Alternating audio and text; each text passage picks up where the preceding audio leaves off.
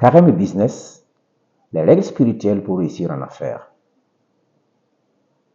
Mesdames et messieurs de la communauté Zondos, bonjour. Toujours un honneur et un plaisir pour nous de vous retrouver devant vos écrans pour vous parler de nos informations sur la vie, l'organisation et le fonctionnement de vos entreprises.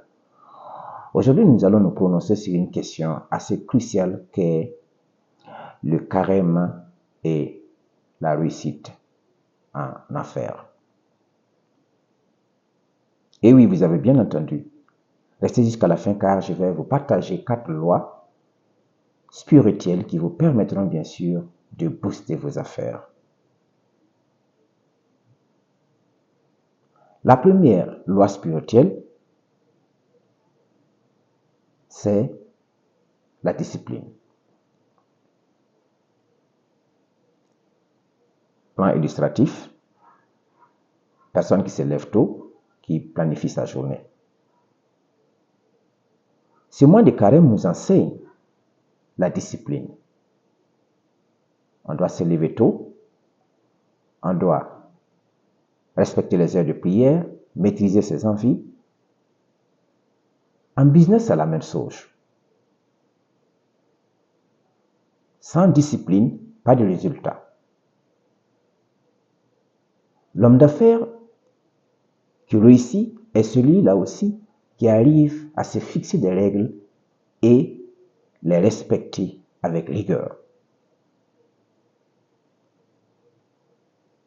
On doit toujours se poser la question, est-ce qu'on est suffisamment discipliné dans l'observation de nos propres règles,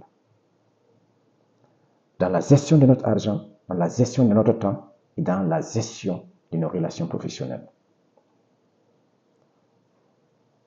Après la discipline, vient la deuxième loi qui est la patience.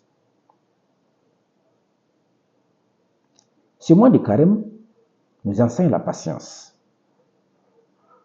Plan illustratif, un agriculteur qui sème, qui attend la récolte. En ce mois de carême, on doit être suffisamment patient. On attend le bon moment pour manger et boire. De la même façon, dans le monde des affaires, le succès ne vient pas du jour au lendemain. On doit être à mesure de s'aimer, d'arroser, d'entretenir avant de récolter. Même si vos affaires, si votre projet ne fonctionne pas en plein régime, vous devrez vous armer de courage et travailler dur et d'être suffisamment patient et de faire confiance au processus. Ensuite, vient la troisième loi qui est la générosité.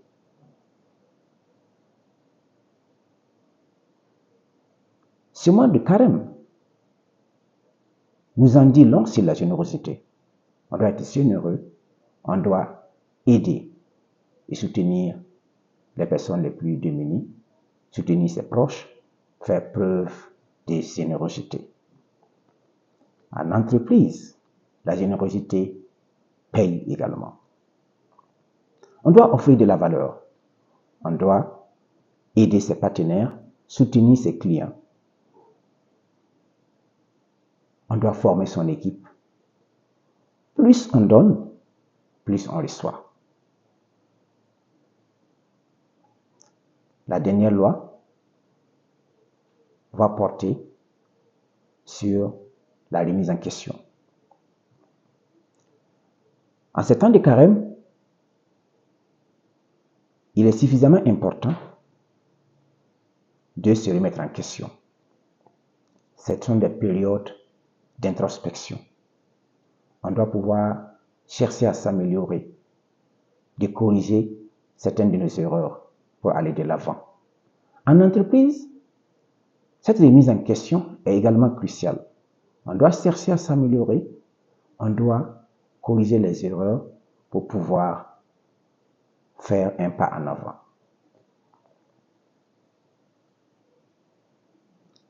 En entreprise, on doit toujours se poser la question, qu'est-ce qui fonctionne, qu'est-ce qui ne fonctionne pas? Quelles sont nos forces et quelles sont nos faiblesses? Et c'est autant de questions qui vont nous permettre de pouvoir apporter de la correction à certaines de nos erreurs pour pouvoir grandir et faire prospérer notre business. En conclusion, nous dirons que cette période de carême va au-delà d'une simple période ou d'une période de spiritualité. C'est une véritable école de vie et de business. Patience, générosité, remise en question, discipline. Ces qualités font la différence entre ceux qui réussissent et ceux qui rêvent. Rendez-vous au prochain numéro Saison d'Os. N'oubliez pas de vous abonner et d'activer la cloche de notification pour ne plus rien rater. J'espère que ce numéro vous a été utile. Dites-moi en commentaire laquelle des lois vous a le plus inspiré. Au revoir Saison d'Os. Bye bye, ciao.